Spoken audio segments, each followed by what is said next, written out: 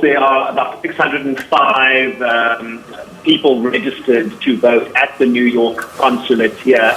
And there's been a steady flow of people since 7 a.m. this morning.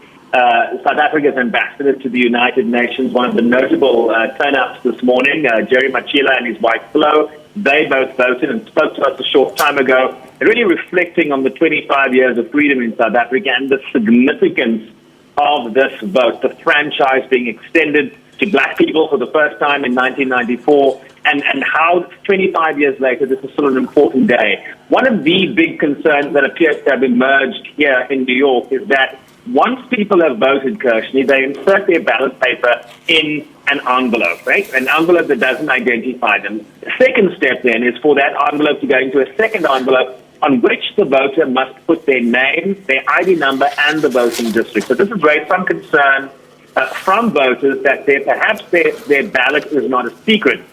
The IEC has since responded to our concern, saying that the second envelope is there to ensure that there are no fraudulent ballots, that people are not going to vote twice. So essentially what happens once everything is done and dusted here in New York and at other missions around the world, those ballots are then placed in that second envelope into a courier bag, shipped to the IEC in Pretoria, where the ballot will be removed. The first envelope will be removed from the second envelope and put into another ballot box before the counting process begins. So slightly complicated, notion of some concern from voters, but the IEC is assuring us that the labeling of those ballots, putting your name and ID number on that envelope, will not be processed when counting begins at headquarters in Pretoria. All right, Sherwin, can you give us a sense of the expectations of South African voters for their home country as they cast their ballots this afternoon? The things that I've observed in the 2 hours that we've been here at the consulate in New York is that there are a number of first-time voters showing up.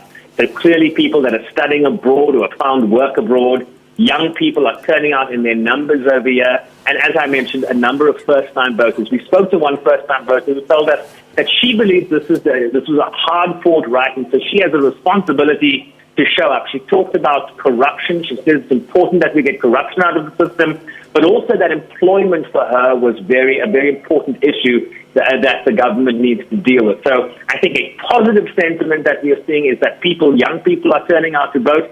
We also have DA observers here monitoring the vote. There is a lady from the Economic Freedom Front that is observing on behalf of that party. So we have observers on the ground. We have a smooth process. And we have young people turning out to vote for the first time. I think that's a positive, certainly as we mark 25 years of democracy.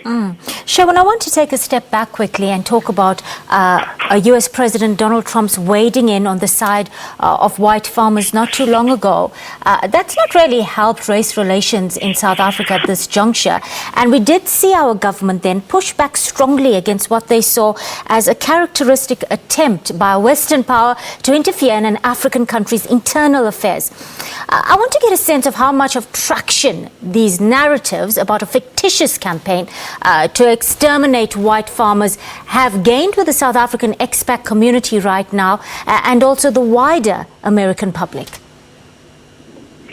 Kirshni, I'll be honest, it's not something that we've really interrogated with the South African population abroad. I think the government was very firm in their denunciation of Mr. Trump's tweet, and I think there's a broad understanding that this is a president that, tweets from the hip, as it were. He was literally watching this Fox News segment and tweeted at sort of 10:30 at night, got us all into a bit of a fluster because as journalists, we then have to jump into action because the president of the United States is intervening and weighing in on essentially what is a domestic matter. We understand that there have been high-level engagements at the DIRCO level, the Department of International Relations, and the State Department. There is a relationship that is being established between Linda Wessels-Tula, the minister in South Africa, and Mike Pompeo, the Secretary of State. And we remember from that tweet, Trump specifically tasked Michael Pompeo with engaging on this. It is quieting down. I think there's a broader understanding of what the South African perspective has been. President Ramaphosa himself has engaged with business leaders, investors on trips to New York late here, particularly on the sidelines of the UN General Assembly. And so while we haven't perhaps engaged with the expat community on that, at a government-to-government level, there's a strong engagement and a direct line of communication now between the Department of International Relations and the State Department, particularly on that issue. Thank you, Sherwin. That was our correspondent, Sherwin Bryce-Pease, coming to us live from New York on the line there, giving us a sense of how the vote is progressing in the U.S. right now. Let's go live to Constitutional Hill in Bromfontein.